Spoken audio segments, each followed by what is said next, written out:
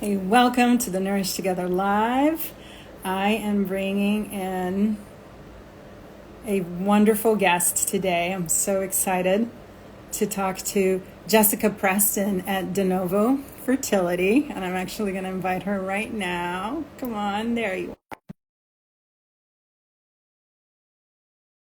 About holistic practices and solutions for fertility.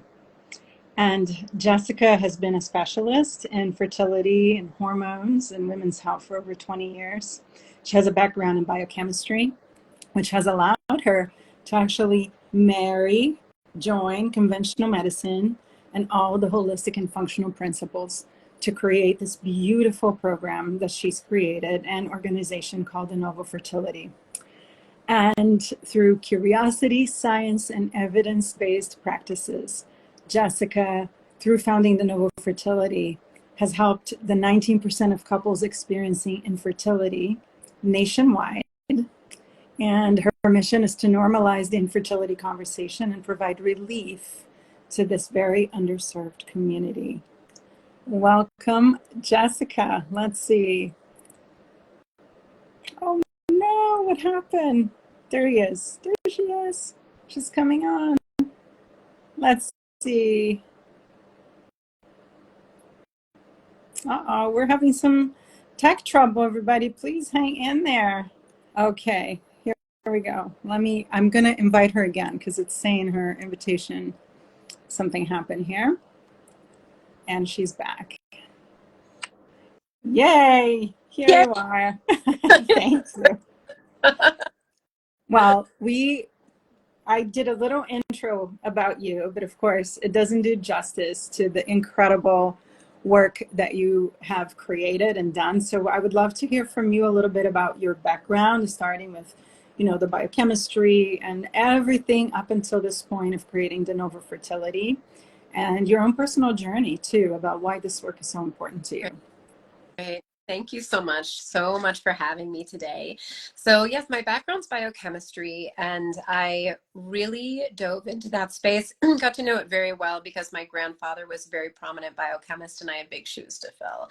And when I was in that space, I didn't realize that I was going to go on this medical adventure.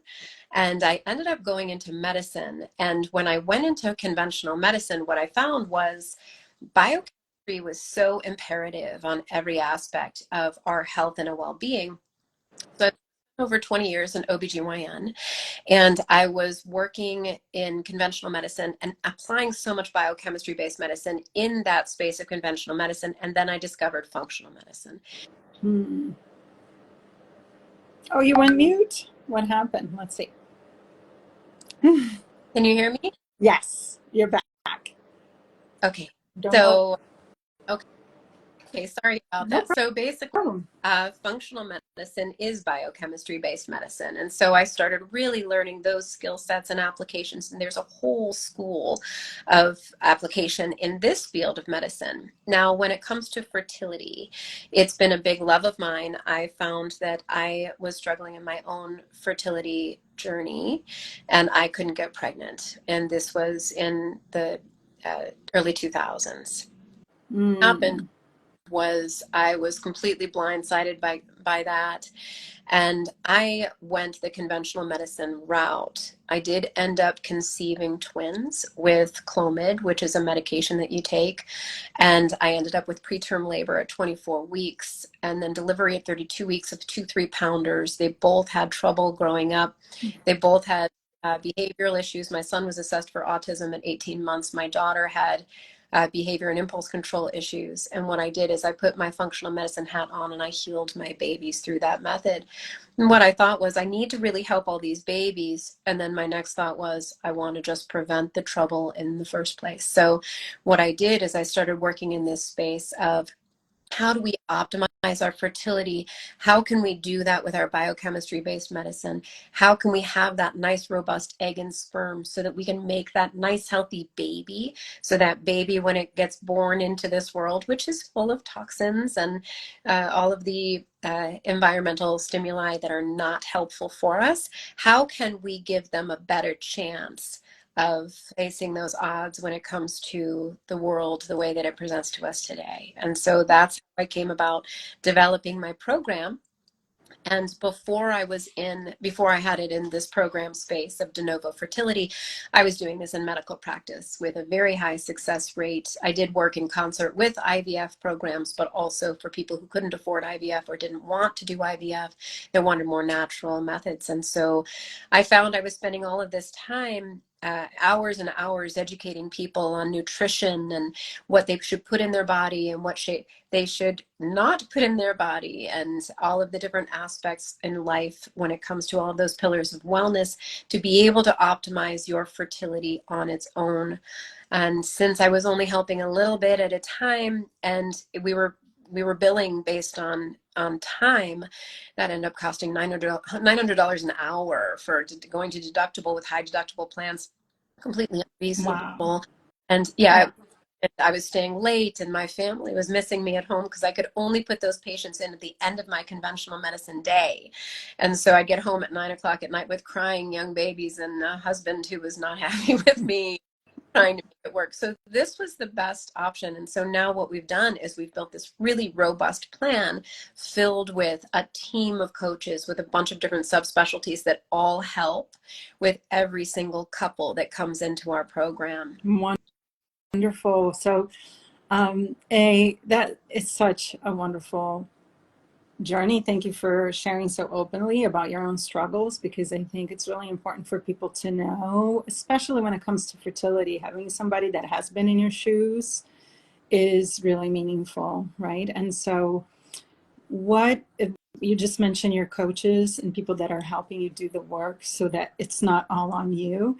What types of coaches do you have in your practice, and what do you find is most effective as far as like how they all work together to create this very holistic view of each person that you work with? Yeah, my team is incredible. There are 8 of us all together, and I'd love to just share with you. Yes, I have this medicine background. I have conventional medicine background. I have a functional medicine background. But what we really find makes the difference is the wellness program. We are not medical. We will work in concert and with your doctor. So we do notes back and forth or any kind of communication they need. So what we do is actually more of the coaching aspect. So I'm more of like the MC of the program. I built it. I know what it needs. I know all the functional medicine ins and outs. And then I have people that work very specifically in each of those areas. So I have a nutritionist, but she's also a pharmacist. So she's a pharmacist with a master's in nutrition and a certification in mindfulness. So she focuses in that area.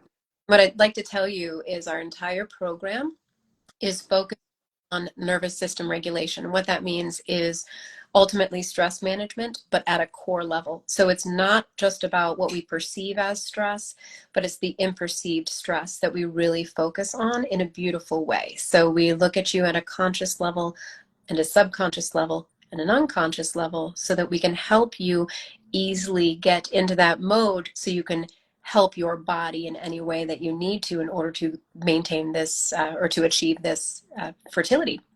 So So I have before we continue with the other coaches, can you give us a little example of what an unperceived stress would be, or something that's more subconscious or unconscious? doom scrolling when you sit on the couch and you think it's giving you joy and it's really just a time waster. So, and we all do it. I mean, anything for that little dopamine that we need to grab to feel good, which we struggle with, especially once we have infertility. When we have infertility and we know that we aren't able to have that baby of our dreams, we automatically are in a shock state, or we get into a almost a frozen state. So we follow polyvagal theory, which has a little bit different thought to it than being in parasympathetic rest and digest, and being in sympathetic, which is fight or flight. Mm-hmm. Is we have our socialization level up here, which is real high level functioning. And then what happens is we, in a stress state, whether it's perceived or not, is we can devolve down into our sympathetic fight or flight. So we run or we fight. And then we devolve below that. So your freeze state is actually lower than that. And all of this actually impacts you on a physiologic level. So our body actually responds biochemically to those layers of stress. So when we are in this space where we are found to have infertility, we almost plummet down those two levels to this frozen space. So we might not always might feel numb. We Hmm. might very still and not doing anything or doom scrolling, as I said, going through and trying to find something of joy on your phone or on your device. And we might not actually feel that anxiousness or that angst of stress that is actually a little bit higher up on that scale. Hmm. And so then you work with the tools so that they can get out of that freeze state, That's so right. that the biology can accompany what's happening there, right? Yeah. And I think too, for the listeners, it's important to know that the physiological impact of various forms of stress, including what Jessica just said, will affect everything from immune system to even epigenetics, the way our genes will, either turn on or off depending on certain mutations or predispositions we may have.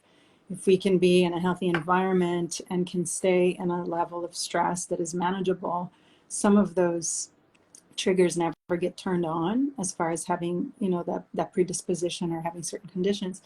But everything then from genetics to heart rate to our breathing to digestion and immune system get affected. And so Jessica's going in and working at that deeper level so that all of those pieces can come back to balance. And That's, Jessica, so what's some of the other practitioners that you have to round out this work? so I do have a functional medicine health coach. Her name is Kelly. She's also a nurse, and I've known her for a very long time. And she also has two babies through working with me. So she's a really good person on our team when people ask about her journey. So she can also share about all, the before, during, and after when she worked with me, and that was in clinic. And so now she's part of our team and she is our health coach. She does a lot of our educational programs that are about 30 minutes per week. I have a somatic coach. So she works with how do you feel and where can you find it in your body and how can you release those feelings if you need to release them? How can you help move your body out of that frozen state and how can you mobilize that energy because we have to move you through that sympathetic to get you up to your socialization space. And so she works a lot with that.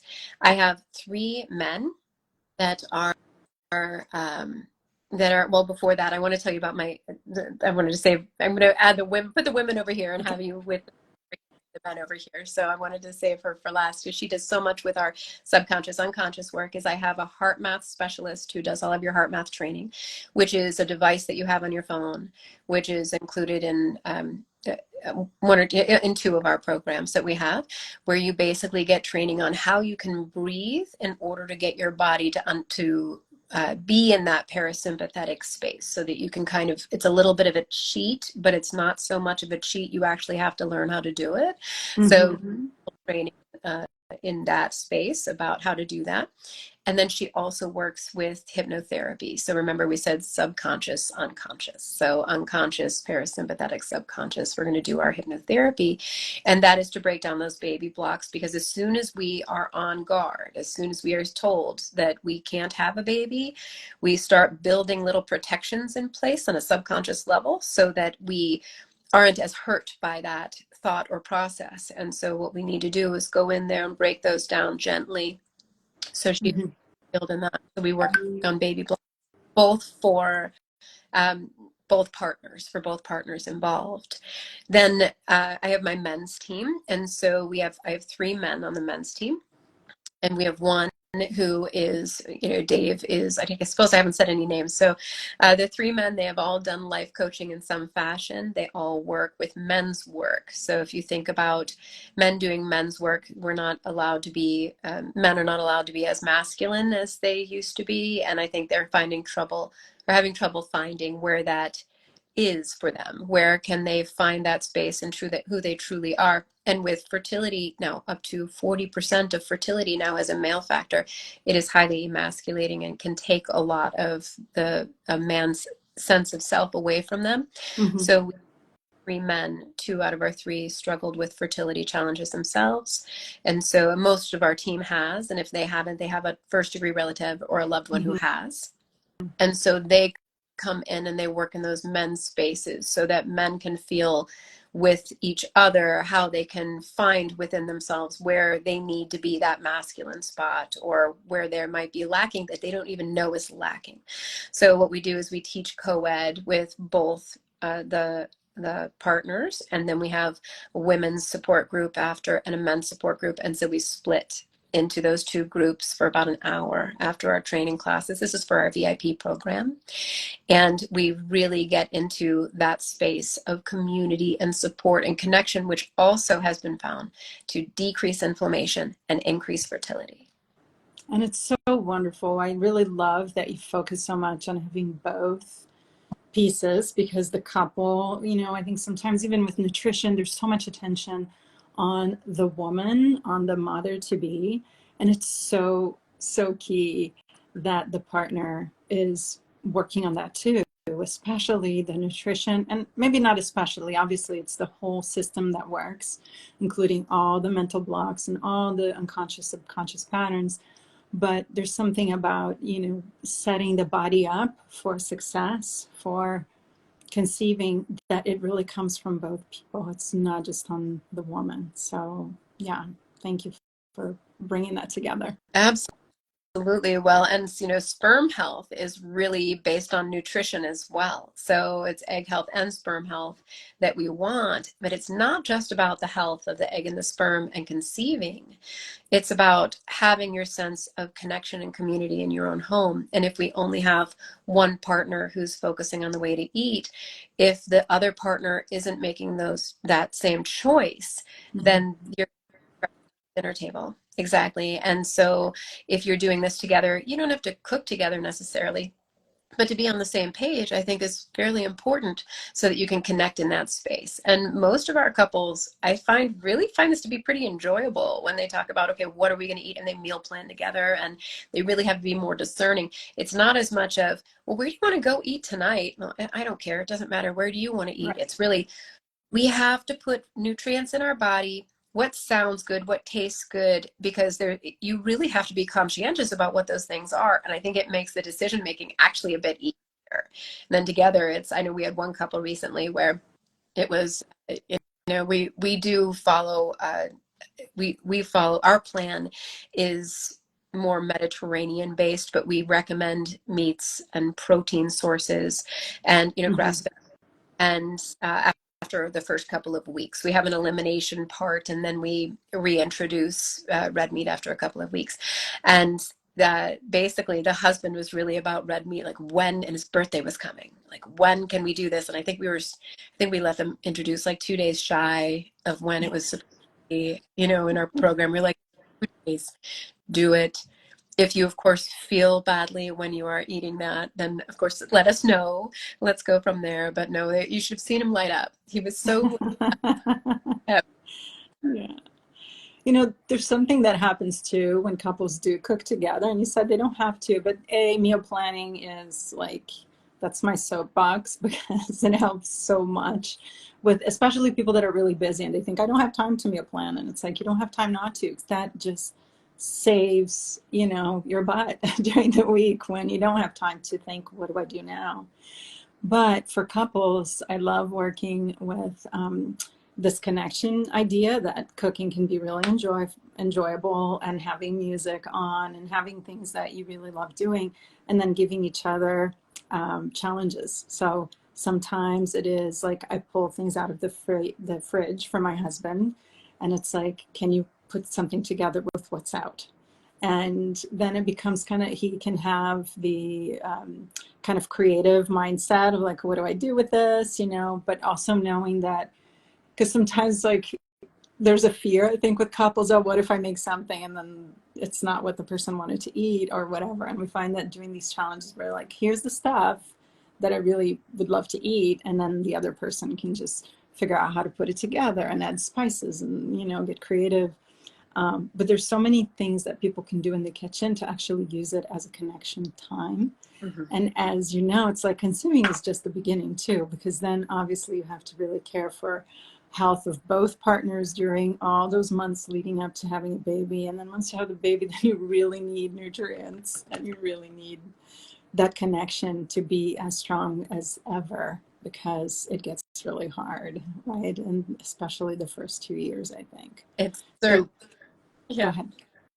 Oh, no, it certainly does. I was just in agreement.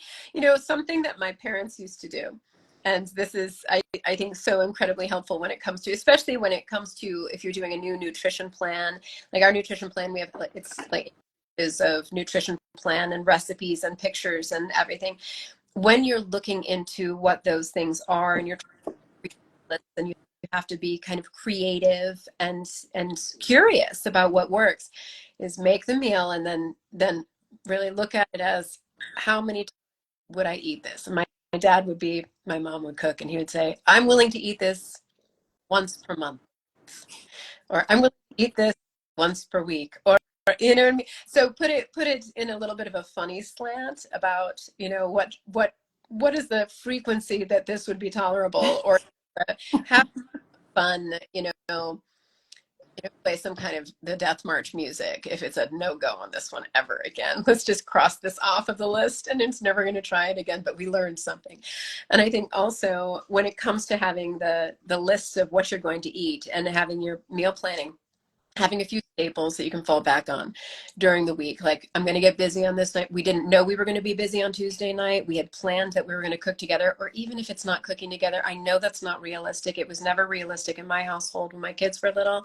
But if it's not cooking together, it's at least this is the plan for someone to put it together. But if not, we have this fallback. This salad will work. We can throw it together in 5 minutes. And if Mm-hmm. you have as a contingency, if something is a real bomb and you just have to kind of ditch it, like you can't even stomach it, which I've not found. I'll be very honest. I haven't found that yet. But Mm-hmm. if you, at least you have that safety. So think nervous system, you have that safety in the back of your mind of saying, I'm caught and held by this being saved for me in the fridge. I've got a fallback option. So Mm-hmm. it gives this safety of being that, which will then allow you some more leeway to be able to be more creative and get out there and say, all right, we're going to take a chance, adding a little more of this spice in there. We're going to see how it goes. And if not, we've got the fallback plan. Right. And even and batch cooking and having some things in your freezer, because there's certain nights where it's like, yeah, I can grab my handful of arugula, I can open a can of chickpeas, and I can pull something out of the freezer, and dinner's ready in 15 minutes. And that's awesome, right? But again, and that also takes the planning to make sure you have the arugula in the fridge and the, you know, beans in the cupboard and something healthy in the freezer for sure. Yes, yes. So back to the program. So you talked about the nutritionist, the hypnotherapist, the men's support. How, as far as like when you meet with the couple, when you said you meet with the couple and then you break off so that the men's group has its own container and then the women go into another container. When they're together, how does it work? What are some of the things that you review or talk about during that meeting when you have both people there? When we're when we have both the partners together, Yes. Mm-hmm. what we do actually have a few weeks where we let everyone know in advance we're not actually separating into our different groups. And really what we focus on in that space is our relationship work program. And so what we do in our relationship work, because it's so important that we're on the same page. And what happens in relationships, no matter what, but in fertility, what we can see, and from my own personal experience, it was female factor only. My husband didn't have an issue. I was the whole issue. And I was, professional woman, taking on the world. I took it all on myself. I didn't bring him in. I did not allow him to Mm-hmm. see my vulnerability and my shame and my sadness in that space. And so what happens is we end up really isolated and alone, and we don't allow our partner in with us. So now we can have male factor and female factor. And it can be pointing fingers. It can be, this is on you. And we can think, well, are they, are they going to leave me because I'm not going to be able to give them a child? Is this going to be the end of our marriage? We already struggle in other ways. Mm. There's so much that can go deep at the core of the safety and security of your relationship. And there's nothing we can, I don't want to say there's nothing we can do about it. That's not exactly that's not what I mean. There's a lot we can do But about in the it, but moment, it feels that way. Yeah. like we're basically stuck and we don't know where the other person is. And it's really hard to have that vulnerability to say, I'm feeling a certain kind of way. I know that I'm the issue and I worry that you're not going to be here with me or you're not going to support me or that you might even leave me. And how do you feel about even though that, adoption or IVF or any other conversation that is so emotionally charged around the family that you have been thinking about since you were a little kid. So basically in our relationship space, it's really important that we help both of the members of the team, so the couple, really understand that they need to be vulnerable and open up with each other. So what we do actually is we start with teaching intro to tantra. So we Right. start getting connected with each other and eye gazing. And some people are really blown away by this and it's too much. And that's okay. So it's a safe space for everyone. And we have, even on our team, one thing I love about our team is we have people that are extreme over on one side where we're very involved in tantra and connection and intimacy in our lives. And then on the other side, some members of our team are not as involved in that. And that's perfectly fine. And all of these are healthy and well as long as they're what you want and what you connect with partnership. So we start with that intimacy. People start finding, you can bond even over the fact that, wow, that's way too much for us. Yes, babe, it is too much for us. We don't do this. And that's okay too. Or find a whole new space where you say, wow, this is a different level we've never been to before. So we start Mm-hmm. with this intimacy in their own space with their partner. And then we open the door for something called Imago dialogue. So we talk about nonviolent communication, Marshall Rosenberg's work. Yay. How can you have this communication so that you are not feeling like somebody is blaming the other person for the way that they feel, and we're taking responsibility for the way that we feel, and then sharing with our partner to let them in our lives and understand this is simply how I feel and I need your love and support, please. But it's not because of you. It's because it's how I feel. So we spend a lot of time on that. So that was a long answer to say what we do is one of our weeks we don't break out and we practice Imago and we give handouts. I have Dave on my team teaches Imago and teaches a Right. nonviolent class. Leo on my team is internal family systems, so he's IFS trained and he's a Great. coach. And John on my team, he's my very pensive but very open male leader who also has been a life coach for majority of his life.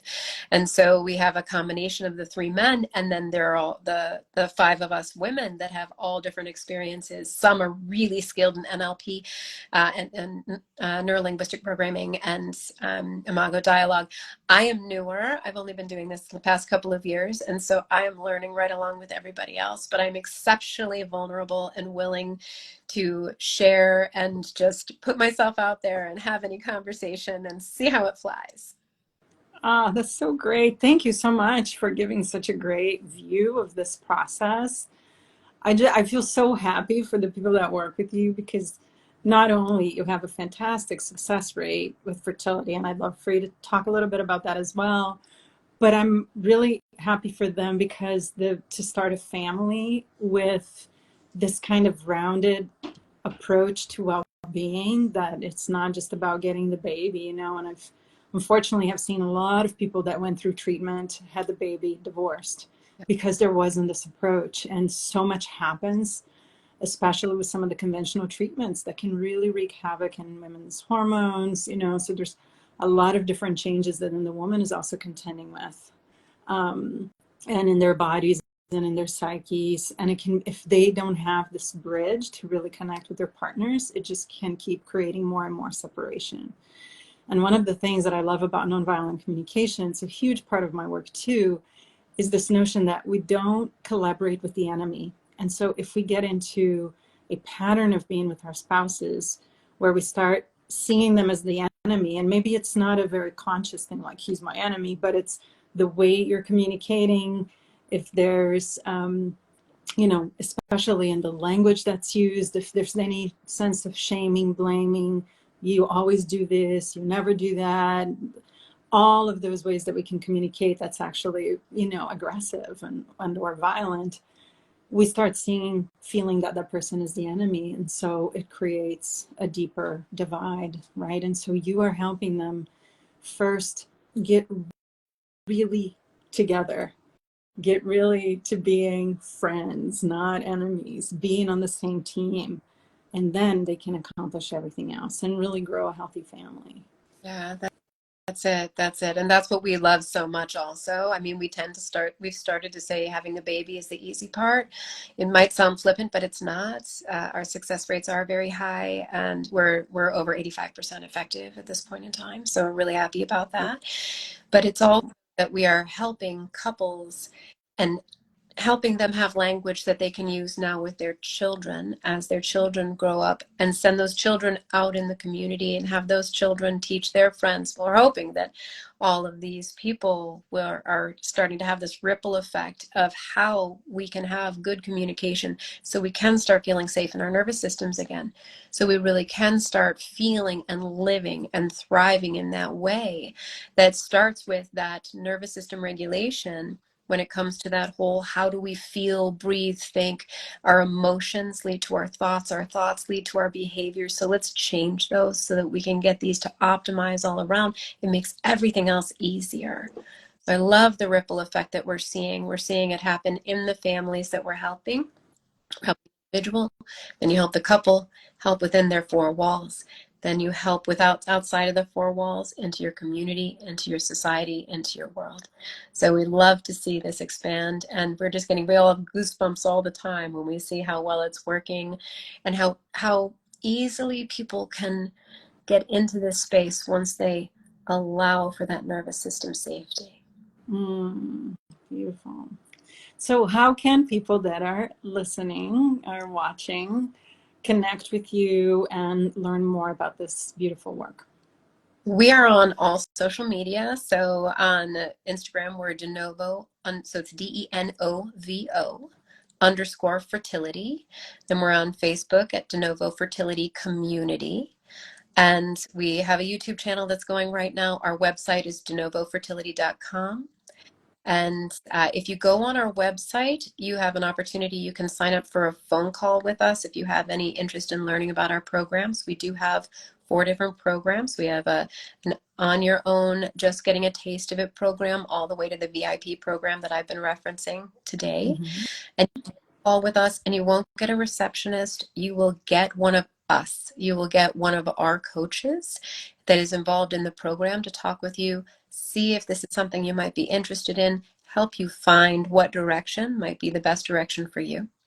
And we can go from there.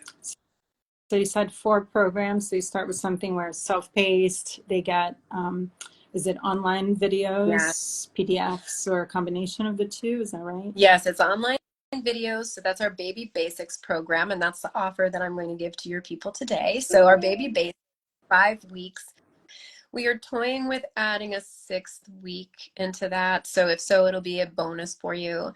And basically it will be released once per week. You can't go faster because we don't want you to go faster. We want you to give yourself time to be able to delve into this. So our Baby Basics program usually runs $397. We're giving it to your followers with the code Nourish Together, all in capital letters, for $97. So it's $300 off just for you. Thank you. You are welcome. I know we talked about this before. I'm like, why not? We're just going to do it. And but I do. So I think that this is a beautiful, beautiful space, and hopefully that offer will get some people some help. Now our next program is a Core Moms program. It's 8 weeks long, and you have an option. So our Baby Basics doesn't have the neurofeedback, or not, sorry, The heart. the biofeedback, heart math. It doesn't have the biofeedback or the hypnotherapy. The next one up is Core Moms. You have an option where you can add on the biofeedback for heart math. Mm-hmm. Have our that's an 8-week program, and that's still an on your own program where it's you get the videos once per week and the handouts, and both of them you get our entire nutrition plan, and both of them you get your private community where you can ask questions as well. Then we have our Core Plus program. That's for a couple. So those first two are just for moms. Our Core Plus program is 12 weeks. It is for mom and dad. We call you for mom and dad from day one. It includes everything except for the hypnotherapy, but coaching once per month. Mm-hmm. And then our program is 12 weeks. It is our intensive. We meet with you once per week. All of us come as a team, and that includes your hypnotherapy and your heart math. We also include all of your supplements, your devices, a home lab. So it's very extensive. You can go and check us out on the website or get on a call with us, and we can tell you more about that as well. Great. And so for the baby basics, I just want to recap that Jessica is offering Nourish Together listeners a $300 discount on this program. So it's only $97 instead of $397 with the code Nourish Together. And that's for the baby basics, which you mentioned it's for moms, but could the couple watch that together, learn from it together? Absolutely. Actually, I encourage couples together. Please, absolutely. The difference is on our couples programs, both of you it's all through an electronic health record.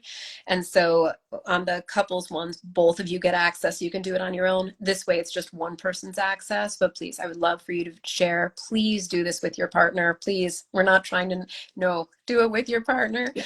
If you can get your other half in on, so that you can understand some of the basics of what's really, really helpful for you is get each other's buy-in and love this together. Thank you so much. And it's such a generous offer. So I'm very excited, and it feels like a small investment for people to already get great benefit for committing to something for 5 weeks that they can do together and then learn more about your process, and how this works. But if in 5 weeks they can get help in already sort of resetting their nervous system, like, that is amazing, right?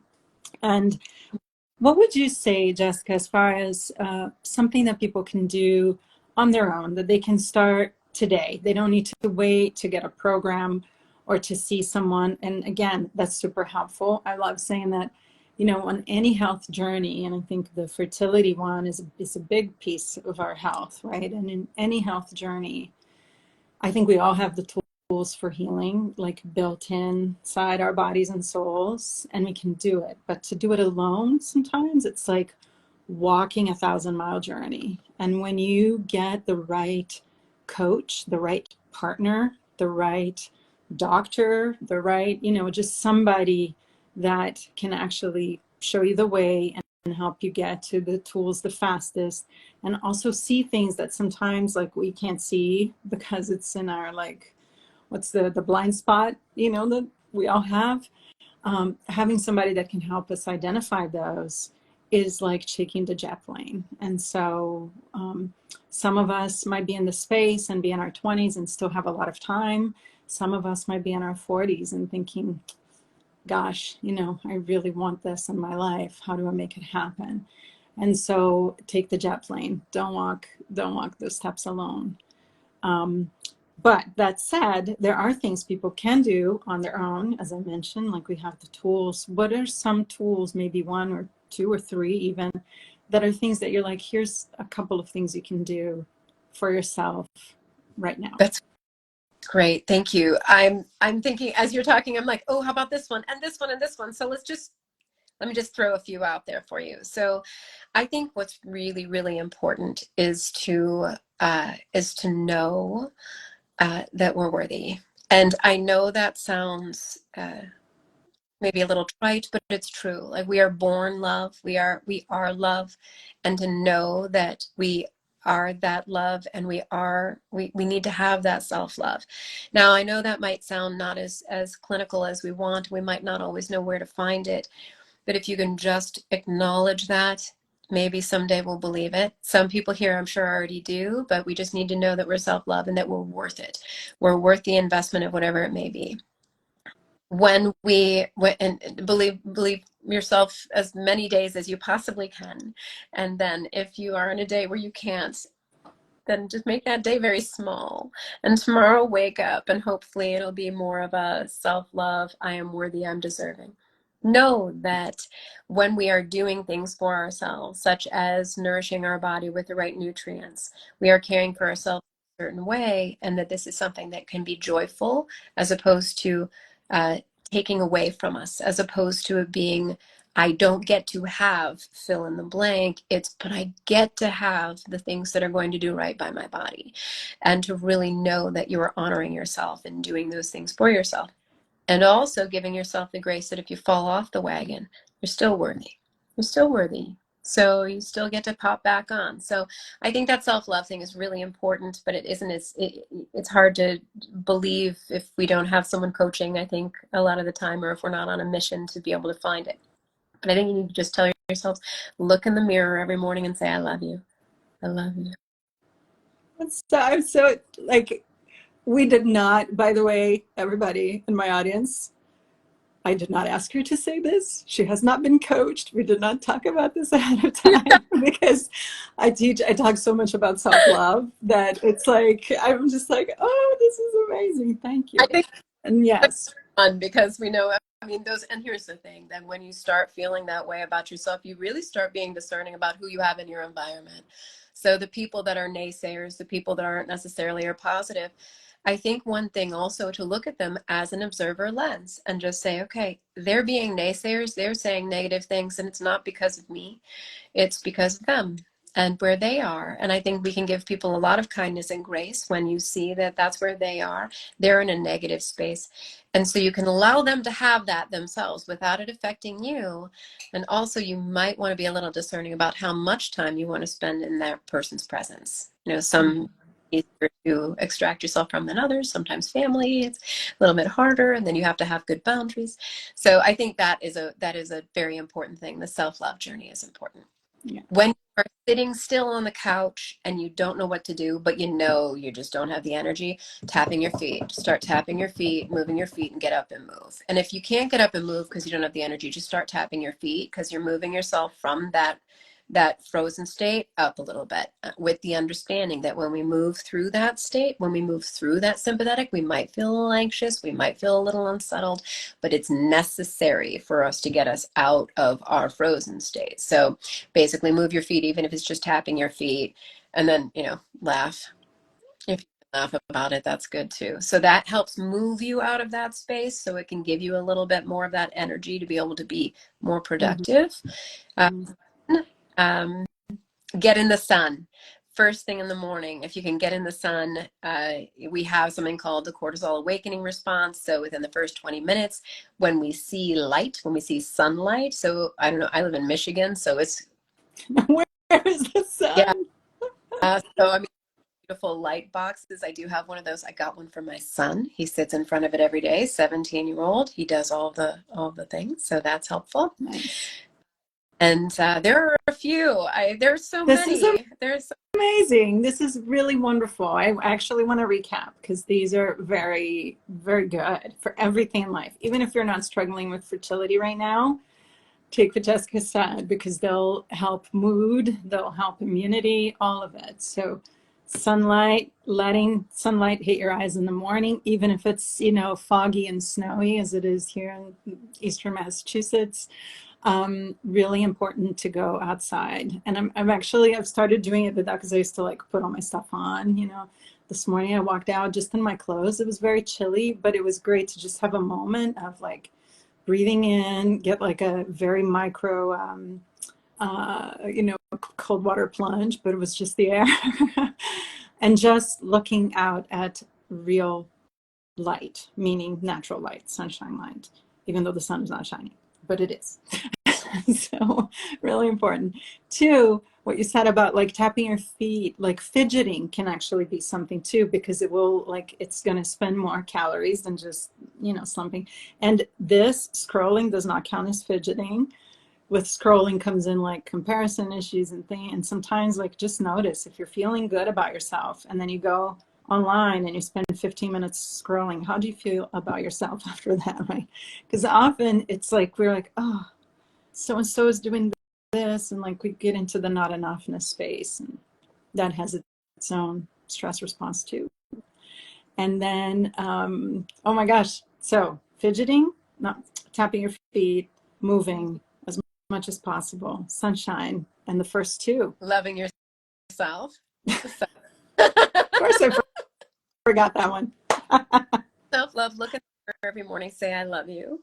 If you find that you're not feeling your self-love in that day, then make that day very small. I really do. Like if that's, and they're few and far between. Living in gratitude is huge. I'm so grateful for everything, really. And it's taken a long time. I remember back in life, you know, a number of years ago before I was on this journey, where I said to a good friend of mine, I don't feel gratitude. I don't feel grateful. I had a very busy medical practice. You know, was very successful, and I didn't have gratitude. I just couldn't find it. I was so depleted, and it was so hard. And it just takes a lot of looking within and slowing down and figuring out exactly what it is you need. And it isn't lines of patients around the corner. It isn't that. Not having this big, you know, thriving practice. It isn't, you know, having this big house, and it's not that. It's all about how do you really find at that core part of you what it is that you need. And it starts with love and gratitude. Yes, so love and gratitude. And you said you had something about resilience, which is what I wanted to say and then forgot, because that's really important. It's both a part of that self-love, but it's also its own thing, just reminding ourselves like we can get back on track. Sometimes we go into the F it all approach because, you know, oh, I already did this, and um, just letting that go and letting go of shame and blame and just going, I restart today. I restart this minute.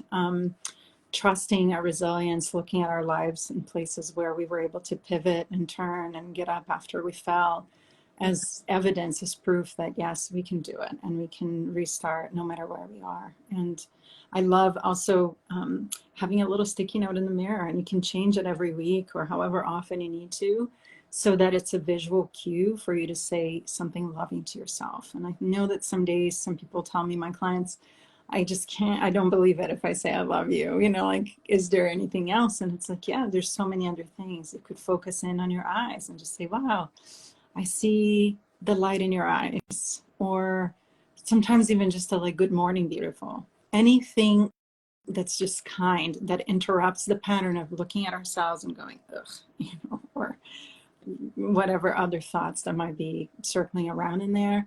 It's like planting a seed every day for the self-love, because it does grow the more you engage with it as a daily practice. It does. And the other part is, and thank you for all of that. The sticky note's a great idea. I love that idea. The other part is, you know, we sometimes feel shame about the idea of self-love. Self-love is an ego. Self-love is an ego. It's actually the absence thereof. It's not about that. It's loving that inner child, that inner part of you, loving the things that are shameful, loving those parts of you that you never loved before because you that they were lovable. I will tell you, so I'm divorced now. That's part of the reason I built this program, because I don't want people to end up where I am. But I was dating someone recently, and he said, you were snoring lightly. And I said, I bet that was adorable. Yes. He said, it was. Like, I mean, seriously, it's when we love ourselves that much. Like, really, I was snoring, and I'm like, you know what? It's a flaw, or is it? I think it made me adorable. And he said, and he, you know, at first, the first angle, he wasn't going to be snarky about it. He was just like, you were snoring softly, and I was like, it's adorable. And then it just flipped the whole thing. And then what I saw was how he looked at me, which was that yes, he thought that was adorable. Isn't that something? You can take something that someone says and you can either take it personally as, oh my gosh, I wish I didn't snore, or I wish that didn't happen, or, ugh, maybe I shouldn't have slept on my back or whatever. You know, Mm-hmm. no, no. Instead, what did I learn from that? I learned he thought it was adorable. So give yourself that allowance that people actually aren't thinking those things of you that you're thinking of you. Yes. Oh, that's so good. Thank you for sharing that. That was just the cutest. And it's so true. I think we, if we have a shame reflex all the time, we're like, oh, I should have, could have, like, again, immediately, even as I just did that to illustrate it, my whole body just went into like this contraction, right? And everything follows. And so to find the thing to really like be kind and generous and compassionate with yourself first. I'm sure in this man's eyes, like you just went because the respect for being able to witness, you go, yeah, that's wonderful. Like that, I'm a perfectly imperfect human being and I love myself. And that's really attractive. Yeah, that's it. And so I mean, we can do that in our partnerships that we have. It's those people that are trying to get pregnant, when we drop that shame or invite our partner to be involved so that they can see that that's shameful, because they're not seeing that. They're seeing Mm-hmm. their own space that they think is shameful or shortcomings. They're not looking for you. Our partners aren't.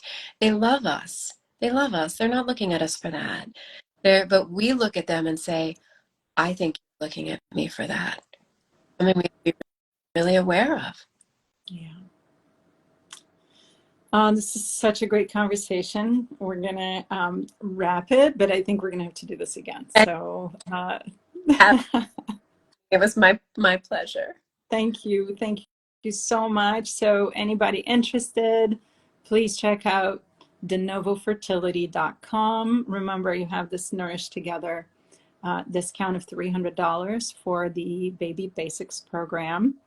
So you get it for $97 instead of $397 if you are needing a little support in this particular journey. And of course, if you're ready for more, she has 3 other programs in there. So connect with Jessica. Thank Thank you. you. Thank you. Bye. Bye.